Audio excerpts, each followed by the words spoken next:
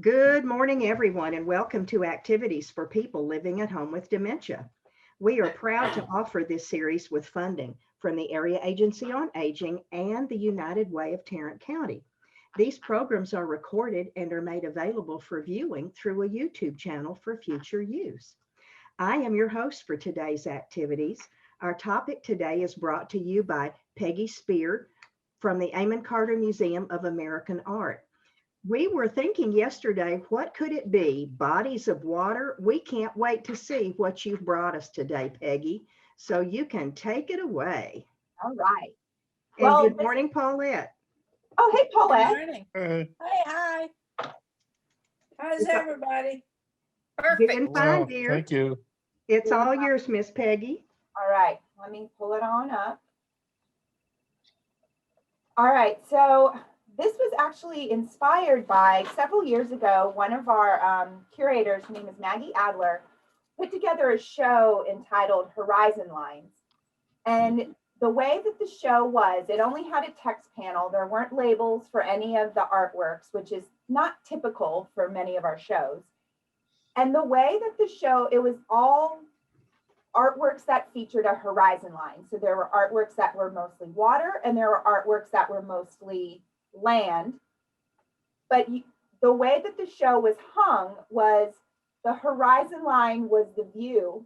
And so some artworks were higher if they were featuring more of the land and the sky. And then some artworks were a little lower if they were, sorry, I just hit mute, I didn't mean to. If they were the water. So it was not a typical hang in that it's staggered, which it was really kind of cool concept. So the reason she was inspired for this show, Horizon Lines, was that she grew up in New York City. And as an East Coaster myself, the water makes you feel safe. You're almost, if I'm not near a coastline, I feel claustrophobic. Yeah. So she moved from, she was in Boston, she was in New York, and then she moved down south to Fort Worth and got that claustrophobic feeling of, I need to find a coastline. So she was really interested in this concept of, people who are from the middle of the country often feel like they're going to fall off when they're on the coast, or if they lived, they felt like the country's giving them a big hug when they're in the middle of the country. So she was playing with these mindsets of, well, what does it mean? What does horizon lines mean to different people? So we're focusing on 4 artworks that were in that show that really talked about the water aspect of that horizon line. So this first artwork is by a woman named Gelatin Selvins. And tell me what you see, what we're looking at. Looks like Water. Ocean. Water, lake, somewhere, but it's with a little bit of wind, so it has wave movement. Yes, it's a little choppy. And it was the ocean. Yeah, Other museums have this particular print, and some places it's titled Ocean. Our version is titled Untitled, so it doesn't give you too much context. But it's the ocean, and like Steve said, it's choppy. It doesn't feel smooth. This is a lithograph. This is not a photograph. She did this by hand. Whoa. I mean, that is amazing. It's beautiful. In real life, it's 20 by 29 inches. So it's pretty large. And you just get so sucked into this artwork. And then when you realize it's not a photograph, it's by hand, then you really get sucked in because you want to try to find the artist's hand. So what kind of emotion or what do you feel when you look at this lithograph? Restless. Okay, so I heard restless. I heard, did someone say sleepy? Did I hear that? Seasick. Coming in. Oh, seasick. Okay, seasick, restless. I sort of feel calm. You feel calm. Okay. Yeah. It doesn't look too choppy to me. It just looks beautiful. Yeah, it does.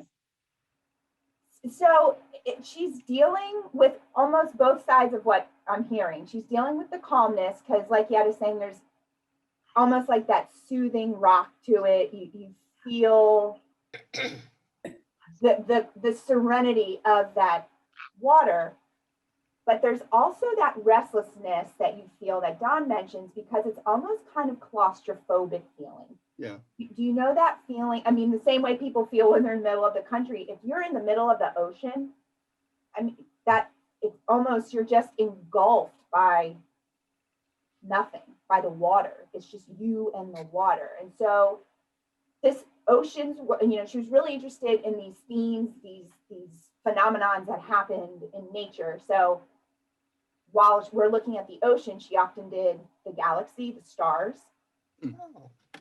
There's any other guesses on something that might be similar to an ocean that might give you that same feeling, or galaxy, another type of environmental phenomenon? Desert. Yep. Deserts. Got it, Myra. Yeah. Desert. She did deserts, and she Mountains. also, and say that again, mountains. Mountains. She didn't do, not that I've been able to come across, she didn't really do mountains. It was spider webs was the fourth thing that she really focused Oh, on. spider web. Okay. So really focusing on it wasn't a zoom in of what we're looking at. She wasn't focusing on like really getting into the zoom in of that particular, but looking at it closely, making it look bigger. Mhm.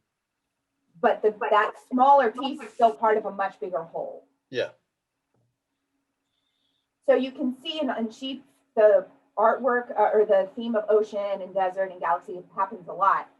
But and she would take photographs and then work off that photograph. So while it is a picture of something that actually existed maybe in that moment, she still was able to add her variation by hand. So if you were to be able to get very close up to this artwork, that's when you would be able to see some of the different variations that she used to make it her own version of that photograph.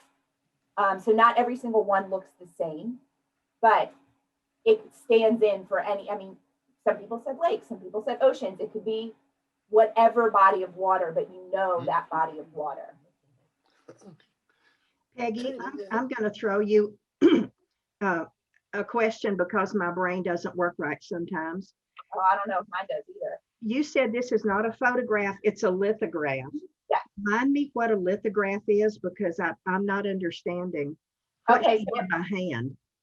a lithograph is, this is a printing process. So it's done by hand.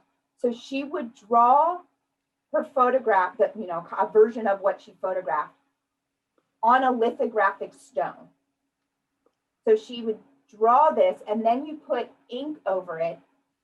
And then the printing is often done by a printer, not the artist him or herself, because it's such a talent to make sure you perfectly lift the artwork off of the stone. So it's a very laborious process from the creation to the printing. And it allows you to see the artist's hand, because they can even go back in and then manipulate some of the touche. It's called touche, is what basically the ink is. They can go in and manipulate some of that. So it's not an engraving, but still hand drawn process. No wonder. Okay. Yeah. Yeah. That seems Now like I can say, gee. It's amazing. I mean, like, this artwork is one of the most breathtaking artworks to see in your life. And she started in pencil, so you can see that how this could translate to pencil. This could translate, you know, to black and white photographs. And she was really interested in the gray tonalities of it. So there aren't, that I've been able to find, any color versions of this. It's always in black and white. Thank you. Yeah.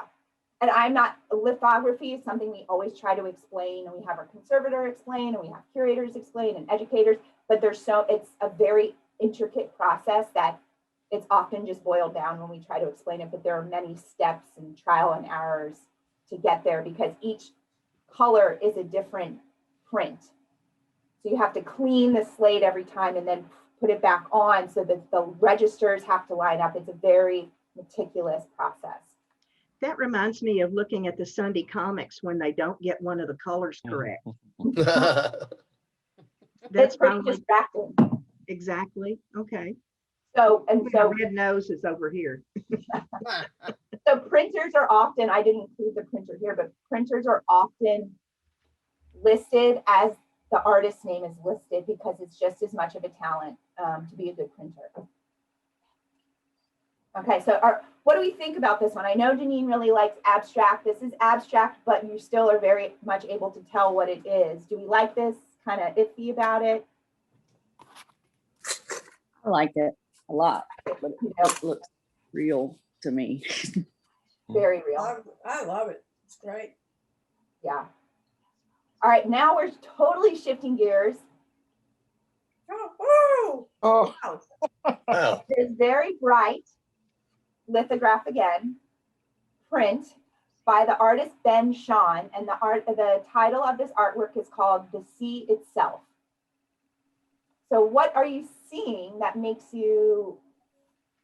evokes the sea? a lot of waves. Yeah. A lot of stylized waves. I mean, they're not real waves. They're Right. exaggerated. And blue. Yeah. Blue. Blue. Did someone say blue? Yeah. Yeah. So we've looked at this artist, Ben Shahn, before. We looked at him when we talked about this particular artwork in February with the topic love.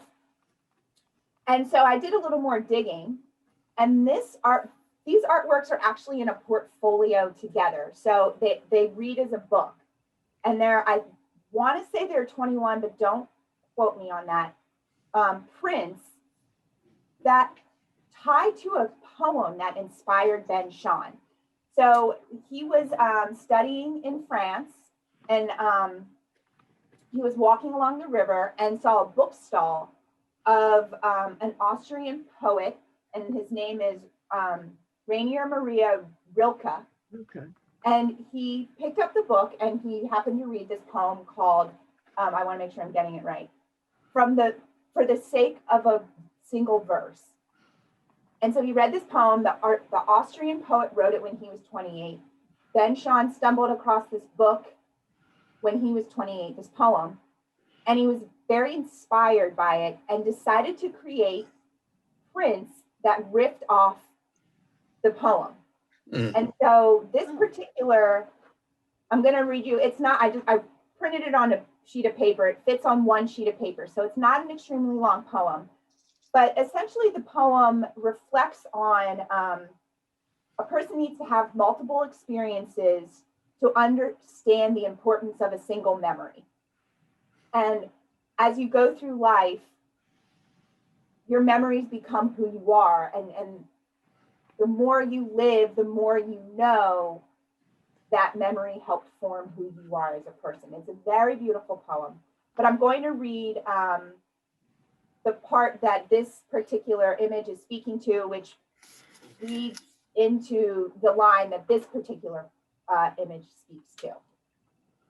So it's about halfway through the poem, and he writes, one must be able to think back to, and then it goes on and on, to days in rooms withdrawn and quiet, and to mornings by the sea, and to the sea itself, to seas, to nights of travel that rushed along on high and flew with all the stars.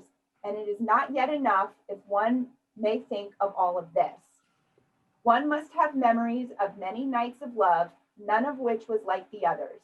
And then it continues to go on about importance, memories of being in a delivery room, of memories of being by someone when they're dying, of memories from childhood sickness, to kind of the mundane to kind of the major events in life.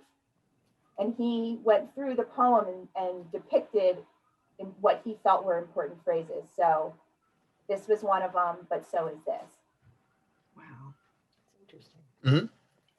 So I'm sure, do you, thinking back on some of maybe your family trips, whether it's, by the shore or on a cruise or to the lake, are there certain memories where the sea itself evokes an emotion in you? What kind of emotions does this type of depiction bring to you? Here. Say it again, Paulette. Fear. Fear. Well, when I was a little kid, I used to have horrible nightmares about drowning. Oof. Yeah, Wow. this will stay with you. I used to, oh, never, I shouldn't tell you this, but I used to have this, when I saw those, the bull dancers in Minnows, they Mhm. would dive off the back of a bull into the ocean. And when I saw that one day, you're going to write me off as a nutcase here, okay? I had this memory of being one of those and drowning. Oh, So I've always been kind of really scared of water. So Hmm. I shouldn't tell you all this because No, water is write me scary. off as a Water nutcase, is okay? scary. So Water is So- powerful. Water is so powerful. And so, you know, the way that this poet talks about thinking of what the sea itself means, it depending on the memory or the reader, whoever, it can mean happy things, it can mean scary things, it can mean sad things. So I feel that this particular lithograph, from my point of view, is neutral enough that it can, the colors can be cheerful, but the colors can be fearful at the same time. Hmm. It reminds me of musical staffs, yeah, it Oh, does. yeah, Yeah, it it does. does. both treble and bass clef, and the Mhm. lines. Yeah, musical lines, yeah. I saw It that reminds too. me of a paisley fabric. Ooh, Yeah. Oh, yes, that's true. Mary. Yes. I like how the blue lines go over the background. Mhm. Reminds me of one of my granddaughter's paintings. That, The young kid just goes, Yep, that's right. that's right. There I'm like, is- could have there gotten a fortune for it if we'd known about it, you know? Mhm. If I hadn't seen the title, I would have thought it was about music. Oh, really? Okay. But Yeah. I saw that Yeah, it first does. as well. I would think it's about the ocean. It Yeah, I would almost, too. it almost looks like insulation to me. I'm sorry, I'm a engineer. Hey, Yeah. that's all right. The Or- engineers' or- brains are different. Or wool or twine or yarn or something like that. Yeah. The ocean to me means The little ghosts from Halloween. the ocean to me is it evokes memories of my honeymoon because we spent it by the sea. Oh, how beautiful. See how Aw. Oh, yay. How wonderful is that? Wow. Which sea? And it was the Gulf. If Mhm. either John, what's the name of the place we went? It was the ocean. What place? What it was Destin, Florida. Oh, Yeah. uh-huh. Florida, yes. That's a nice place. Yeah, I've heard the it's beautiful. white sand beaches. Yeah. It's one of the better beaches in the Gulf, because Texas beaches are kind of where everything goes after that comes in and kind of sticks to it. The armpit. Yeah. Mhm. Exactly. Yeah, Galveston is more gravelly than sand. Yes. Mhm. Yeah. To me, the wilder the ocean, when you walk next to it, the calmer feeling I get. I love big waves.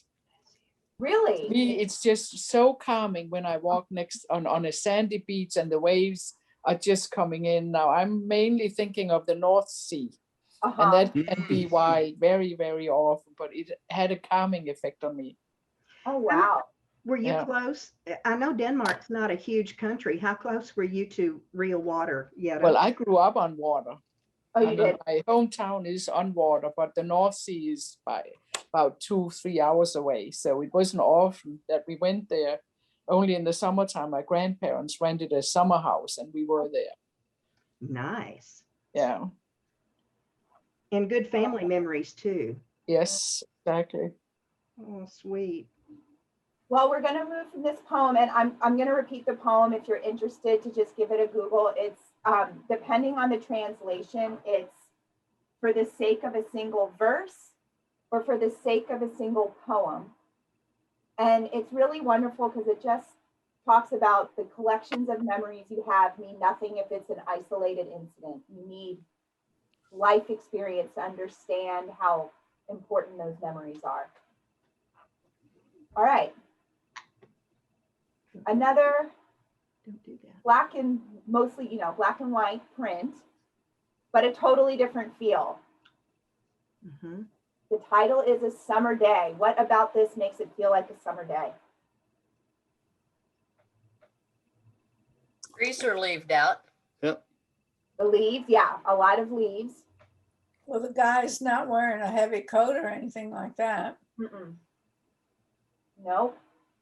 Is he looking through a telescope or something? He is. Yeah. He is looking through a telescope. Paris, yeah. Maybe at the ducks in the water. I don't know if they're ducks or they're rowers. No, but further in the back.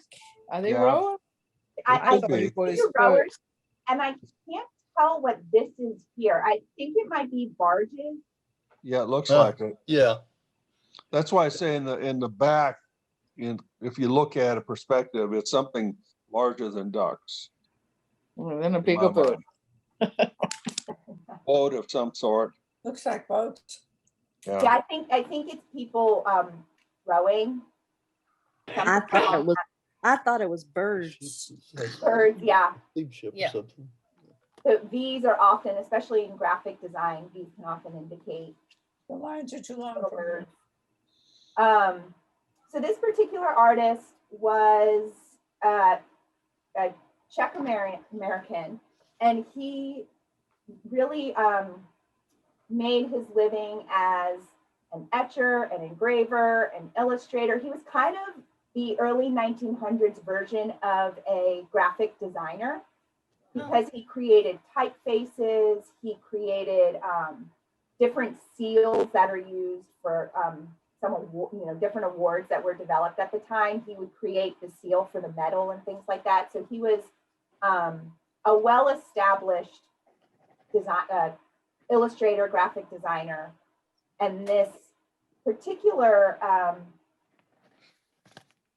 picture was an example of something that he did for this particular company called the American Artists Group. And this was a group that was formed during the Depression that allowed artists to create artwork for, cheap during a time when people couldn't afford high-end art, typically. And so these about 100 editions were made at, for pretty cheap, $2.75 at the time, which was still expensive for a lot of people. But people could then bring artwork into their home. And often they were of happier scenes, not related to sort of the nature of the time, which was very, desolate and sad, and people were being displaced and things like that. So this is an example of one of his more notable prints that he made, and a lot of museums in the country do have a copy of this print. This is kind of one of his. You know where he lived? New York. So Okay, this could be the it looks Hudson more River. like the Hudson Bay area. Yeah. Yeah, No. it could be that. It could be. Chicago. He lived in Chicago for a while. The thought was that it was generic enough that no matter where you lived in the United States, you would be able to understand this scene. It's very interesting because I noticed there's a tent in there and there's a gazebo and there's some buildings if you look at it very Yeah. carefully in the background. Yeah. Yep. So that reminds me of Hudson Bay because it's not really populated, but little village type of Yeah. things along early Hudson Bay.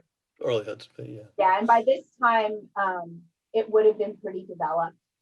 And there's a little village across on the big black there across. Yeah. Yep. Yeah. And then you can see the artist down here, the R, that artist monogram would include his initial in the artwork. So Now you've started a poem. It was a beautiful day on Hudson Bay. that's right. We have to leave, folks. We will see you tomorrow. See you later, Steve. Thank you, Peggy. Bye. I Bye. Good to enjoyed it see you. so much. Oh, Hey, good. Peggy, Yeah. I have a question about this. So Go this ahead. is a wood engraving. So Yes. did they use ink on it to Mhm. stamp out the pictures? Yes, so this particular method is generally pretty cheap and easy to mass produce. So he would have engraved into the wood block. So the parts that are white were parts that were engraved away, and the parts that are black is what is raised. And so then he would ink that, or his printer would ink that, and then that would be how you can produce multiple images quickly and cheaply. And the wood itself is pretty cheap, and especially, you know, ramping up for wartime, because this was, you know, going on through the 30s, it was very cost effective. Okay. And it was a way to employ artists in a time when artwork was not being produced or consumed the way that it once was. So he did several things during the Great Depression for the American Artist Group. So, all right, we got one more artwork. Ooh. Oh, Isn't this beautiful? Mm-hmm. is there an ugly part of San Francisco anywhere? Paulette, I agree with you. I love San Francisco. Oh, And this is just such a moody picture. our daughter lives real close to San Francisco, so when we go out to see her. Oh, how lucky. Yeah. So we see the water. So I feel like because not everybody, some people had a pretty visceral reaction when you saw this photograph. Tell me what hit you first, or tell me what you're feeling when you see this. It Just looks like a before the storm. rain. Before the rain. Storm's brewing. No, yeah, it's just beautiful with the way the moon is shining in the water. Yeah. That's what I think it's the moon. It could be the sun and behind clouds. Yeah, something from the sky is Mhm. shining, you know, you can feel the heaviness of that cloud cover. Mhm. Mm-hmm. That's a stormy. Yeah, it feels stormy. And then you can see the horizon line. And you can't really, I mean, you can sort of tell, but you can, that heaviness of the cloud starts to meet the glassiness of the water. And but Yeah. it all, even though the clouds feel heavy, it feels to me, and maybe other people feel this way, that it's so expansive. I mean, it just, while it's heavy, it doesn't feel close. Yeah. This particular photographer's name is Purple Jones, and he went to school at the San Francisco Institute of Art, and he was a student of Ansel Adams, Mm. the famous photographer. And after school, he ended up being Ansel Adams' assistant for 6 years. So he was very, very influenced by Ansel Adams. And we ended up becoming really close with him personally, professionally, but personally, they developed a really nice relationship. And then when Purple Jones did, what he's really known for is he did a lot of documentary photography of the Black Panthers in San Francisco. That's what he's typically referred to as or brought up with. But he also did this particular portfolio of pictures from San Francisco, and he dedicated it to Ansel Adams and his wife. And it's 21 photographs that show different neighborhoods and things like that of San Francisco. Yeah. What I find interesting is that there are no lights switched on in any of the buildings. Yes. Oh, wow, yeah. I hadn't noticed that. No, me neither. Oh, interesting, yeah. The thing I look at is here, I see the ocean with the clouds that go on forever and it's pretty vast Mhm. versus a very highly concentrated area of housing Yes. right up against it. That's California. Yeah, I Not know. a single light switched on. Mm-hmm. And I stand corrected, it was 12 photographs, not 21. And this is the 21st edition of it that the museum So yeah, so Maybe the storm caused a power outage. There you go. There you go. yeah, that's it. But it's such a beautiful artwork, and it's 9 by 13 inches, so it's not a small photograph. It's pretty large considering. And so this was one of all 4 of these artworks were on view together in the same gallery, along with, I want to say there's maybe another 25 artworks on view with it. So it was of all different styles and mediums, but you cannot deny that the ocean, the horizon line, is a very popular theme in art, regardless of time or medium. Peggy, why is it called a gelatin silver print? Gelatin silver? It's the type of printing method used for photography. So typically, if you see a black and white photograph, more times than not, it's this printing process, gelatin silver print. I see.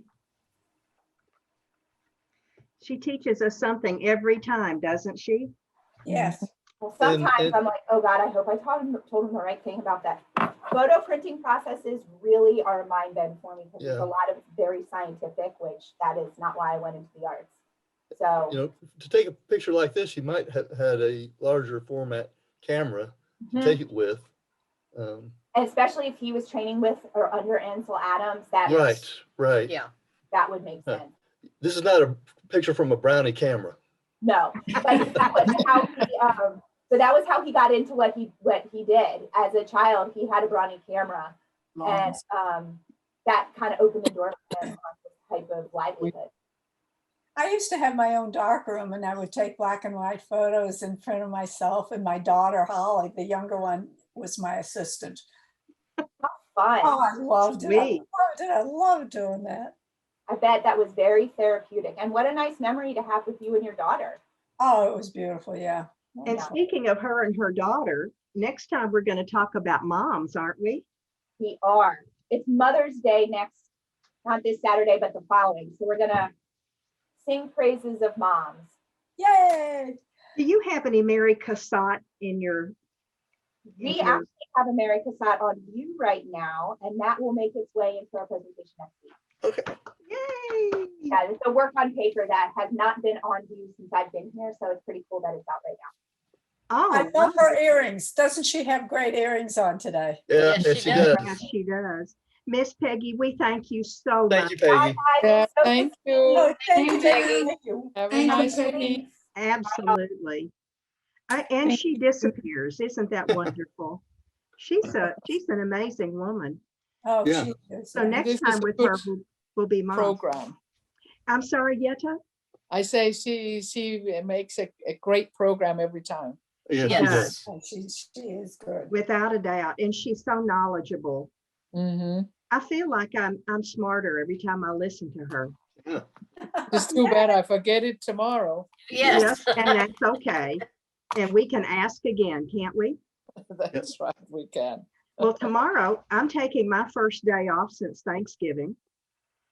And Gail will be here with you tomorrow.